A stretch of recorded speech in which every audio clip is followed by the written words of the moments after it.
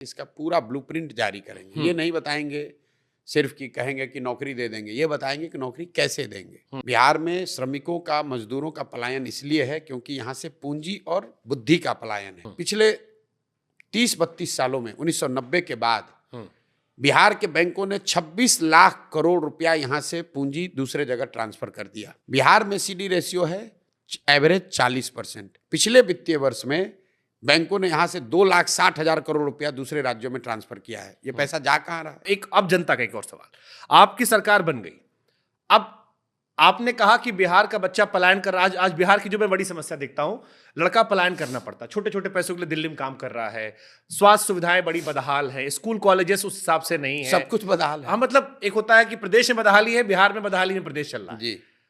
अब ये कैसे बदल जाएगा? आपकी सरकार मान लीजिए बन भी गई, जैसे फिर मैं केजरीवाल जी को लाऊंगा। बिल्कुल केजरीवाल जी जब आए बिल्कुल ठीक है कि झोला था, अब कह रहे हैं जी हम क्या करें जी, सारी समस्या तो उधर थी। छोड़िए, तो अब आप छोड़िए, आप हमसे ही पूछिए। हाँ, आप कैसे बदल दोगे? कैसे बदल देंगे?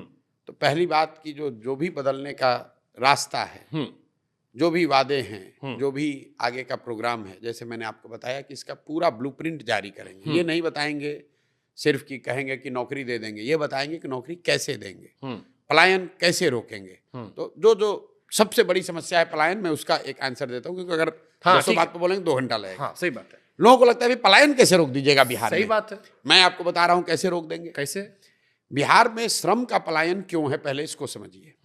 बिहार में श्रमिकों का, मजदूरों का पलायन इसलिए है क्योंकि यहाँ से पूंजी और बुद्धि का पलायन है।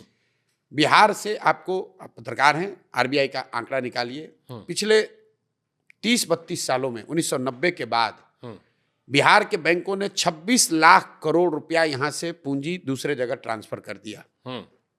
आरबीआई एक आंकड़ा जारी करता है सीडी रेशियो। देश भर में सीडी रेशियो 70-75% होता है। मतलब जितना पैसा आप बैंक में रखते हैं, 70-75% पैसा बैंक लोन के तौर पर आपको देता है, समाज को देता है, ताकि आप घर बना सकें, गाड़ी खरीद सकें, रोजी रोजगार कर सकें। बिहार में सीडी रेशियो है एवरेज 40%। लालू जी के जमाने में 18% था, अभी नीतीश की सरकार में 40% है। इसका परिणाम क्या हो रहा है? पिछले वित्तीय वर्ष में बैंकों ने यहां से 2,60,000 करोड़ रुपया दूसरे राज्यों में ट्रांसफर किया है। ये पैसा जा कहां रहा है? ये पैसा जा रहा है गुजरात, कर्नाटक, केरल, तमिलनाडु, आंध्र प्रदेश, तेलंगाना। वहां पर सीडी रेशियो कितना है? 90, 95, 100, 105। अब इसका असर क्या होता है? मान लीजिए कि अगर आपको लोन न मिले तो आप गाड़ी खरीद पाएंगे? अगर आपको लोन न मिले तो क्या आप अपना बिजनेस कर पाएंगे? अगर बिहार के लोगों को नोएडा में घर खरीदना है, उसको लोन नोएडा में मिल जाएगा, लेकिन बिहार के आदमी को पटना में घर बनाना है, बैंक वाला लोन नहीं देगा। तो जो पूंजी की उपलब्धता है वो सबसे जरूरी है। तो जो हम लोग बना रहे हैं कि 15 साल से कम उम्र के बच्चे को इतनी अच्छी शिक्षा दो कि वो व्यवस्था और राज्य पर बोझ ना बने। 15 साल से 45-50 साल के लोगों को, जिनको फिर से पढ़ाया नहीं जा सकता है, उनको आप पूंजी उपलब्ध कराओ ताकि वो रोजी रोजगार कर सके। इसके लिए सर फंड आना होगा। नहीं, फंड तो आपको बता रहे हैं, कॉलेज के फंड बजट से नहीं आना है। अगर यहाँ के बैंक, हमको बाहर से पैसा नहीं चाहिए, जो आएगा वो बात का देखा है। बिहार की गरीब जनता ने पिछले फाइनेंशियल ईयर में 4,61,000 करोड़ रुपया बिहार के बैंकों में जमा किया। और अगर देश का औसत सीडी रेशियो आप देखेंगे तो बिहार में लोगों को 2,80,000 करोड़ रुपया लोन मिलना चाहिए था। लोन मिला 1,60,000 करोड़। तो हम लोग का तो 1,20,000 करोड़ रुपया ऐसे ही चला गया। बिहार का पूरा बजट है 2,40,000 करोड़। आप बजट की चर्चा कर रहे हैं, और 2,60,000 करोड़ रुपए जो हम लोग के बचत का पैसा है, जिससे यहाँ के लोग मोटरसाइकिल खरीदते, गाड़ी खरीदते, घर बनाते, बिजनेस करते, उस पर कोई बात ही नहीं कर रहा है। अब आप एक मिनट, हाँ, आप कहिएगा भाई बिहार में नहीं हो रहा है, तो इसकी तो कोई चर्चा हुई नहीं कभी। मेरे भाई, ये बैंकों की स्वायत्तता नहीं है कि वो जितना पैसा चाहें उतना ही लोन दें। एक वैधानिक उन पर ये उनकी जिम्मेवारी भी है कि उनको 70% पैसा लोन के तौर पर देना ही देना है। बजाब्ता मुख्यमंत्री के चेयरमैनशिप में एक कमेटी होती है जो कि हर महीने जिसको देखना है कि ये पैसा पूंजी लोगों को उपलब्ध हो।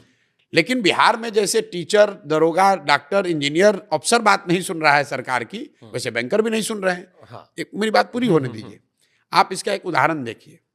मान लीजिए कि आप एक युवा हैं जिसको बाल काटने आता है बिहार में। आपके पास 20,000 रुपया है, आप बैंक में गए कि अगर हमको 80,000 रुपया लोन मिल जाए तो मैं एक सैलून डाल दूंगा, 4-5 लोगों को रोजगार भी दूंगा, अपना परिवार भी चलाऊंगा।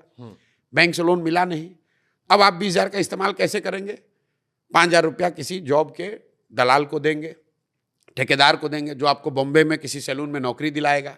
5,000 रुपया का ट्रेन का टिकट, बस का खरीदेंगे, वहाँ जाकर खोली में रहने का, स्लम में रहने का एडवांस देंगे। वो 20,000 का मूलधन भी गया, बॉम्बे में खर्चा हो गया। और जो आदमी यहाँ पर सैलून चलाकर एक छोटा व्यवसायी इंटरप्रेनर हो सकता था, 4 लोगों को रोजगार दे सकता था, अब वो बॉम्बे में जाकर मजदूरी कर रहा है, बाल वहाँ भी काट रहा है। बाल काटने उसको आता है, लेकिन वो बाल पूंजी के अभाव में मजदूर बन के काट रहा है। अगर उसको पूंजी होती तो बिहार में वो छोटा इंटरप्रेनर बन के होता। आप नोएडा में देखिए, दिल्ली में देखिए, बॉम्बे में देखिए, जितने लोग घर काम कर रहे हैं, घर बनाने वाले, प्लम्बर हैं, इलेक्ट्रीशियन हैं, फॉल सीलिंग वाले, सब यूपी बिहार के लोग हैं। ठीक है। मेरे भाई, अगर बिहार में घर बनेगा तो वो लड़का दिल्ली में क्यों काम करेगा? मैं 100% और बिहार में घर कब बनेगा? पुराने जमाने में, हाँ। हम लोग के पिताजी के टाइम में, उनके जनरेशन में घर कैसे बनता था? आपने 2 साल पैसा कमाया, कुछ पैसा बचाया, 4 कमरे बनवाए, फिर लिंटर करवाया, फिर पैसा आया तो 2 कमरे और बनवाए। अब क्या है, आप जाते हैं बैंक में, आपको 50 लाख रुपया लोन मिलता है, आप घर पूरा बनाते हैं। दैट अगर उतने घर बन रहे हैं तो उतना ज़्यादा सीमेंट कंज्यूम हो रहा है, उतने ज़्यादा रोजगार के अवसर आ रहे हैं। तो जो हमारे साथ दुनिया भर के इकोनॉमिस्ट, जिनको मैंने साथ में जोड़ा है, जो हम लोगों ने मॉडल बनाया है कि अगर बिहार में पूंजी की उपलब्धता को ठीक कर दिया जाए तो बहुत बड़े पैमाने पर डिस्ट्रेस माइग्रेशन को रिवर्स किया जा सकता है।